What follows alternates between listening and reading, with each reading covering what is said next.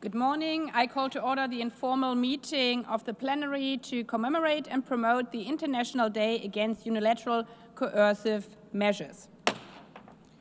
This meeting is convened pursuant to Resolution 79/293 of June 18, 2025, and will consist of an opening segment and a plenary segment. I will now make a statement as the President of the General Assembly. Excellencies, distinguished delegates, ladies and gentlemen. Today we commemorate the first International Day Against Unilateral Coercive Measures. On June 16th, the General Assembly adopted Resolution 79/293 proclaiming this International Day. A total number of 160 member states voted in favor, 51 against, and 6 abstained, underscoring both the importance of today's discussion and the need for frank and open dialogue.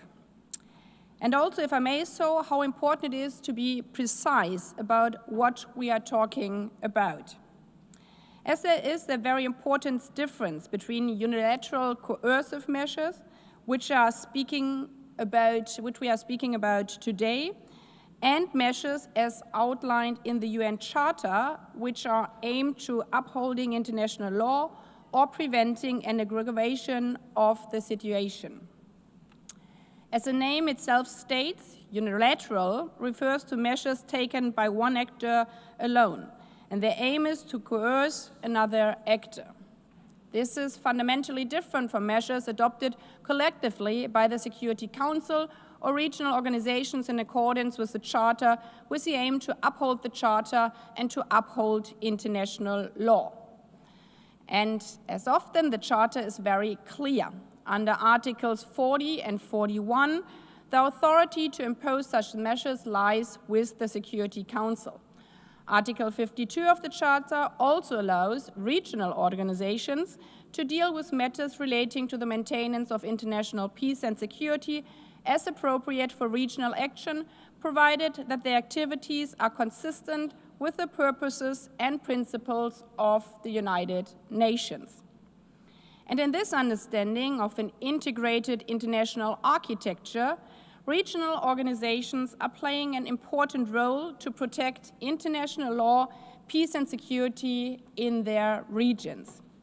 For example, in line with Article 52 of the UN Charter, the African Union's Lomé and Accra declarations, among other regional declarations, guide sanctions and punitive measures on its member states when necessary and when agreed together.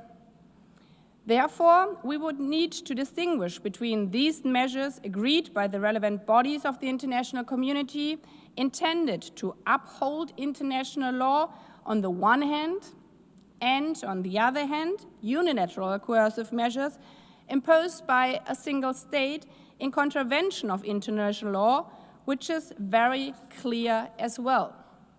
As member states agreed in the 1970 Declaration on Principles of International Law concerning friendly relations, and in accordance with the Charter, I quote, "No state may use or encourage the use of economic, political, or any other type of measures to coerce another state in order to obtain from it the subordination of the exercise of its sovereign right and to secure from it advantage of any kind," end of quote. Furthermore, the Declaration on the Right to Development recognized the right to development as an inalienable right, as an inalienable human right, on that requires full respect for international law concerning friendly relations and cooperation among states.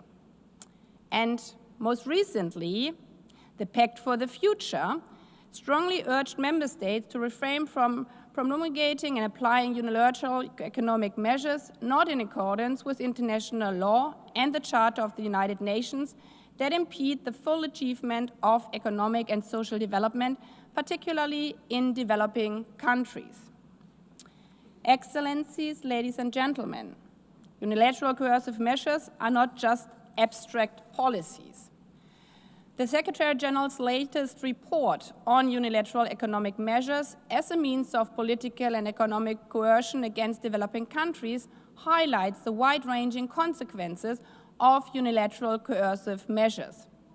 They have real impacts on people's lives, including shortages of essential food and health items with impacts on the most vulnerable, disruptions to humanitarian assistance, especially during emergencies, and slower GDP growth and higher inflation, ultimately hindering the advancement of sustainable development. And these negative impacts of these measures extend far beyond the targeted countries. They might ripple outward by disrupting regional and global supply chains. The report of the Secretary-General, and especially the responses by the member states, also make clear that if we are precise about what we are speaking about, despite diverging views on part of the topic, there is a common ground and understanding among member states. Member states agree on the principle that any restrictive measure or sanctions should always be in line with the UN Charter and international law. And they would also agree on the fact that such measures and sanctions would not be needed if all member states would comply with the principles of the UN Charter and their obligations under international law, including international humanitarian law and international human rights law. So today's debate underlines, again, how important it is in these times not only to engage in dialogue together, but also to be precise when we are doing so.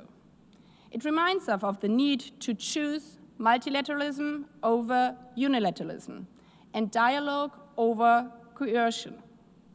Only by doing so, we can uphold the UN Charter, strengthen international law, and build a more just and cooperative international order.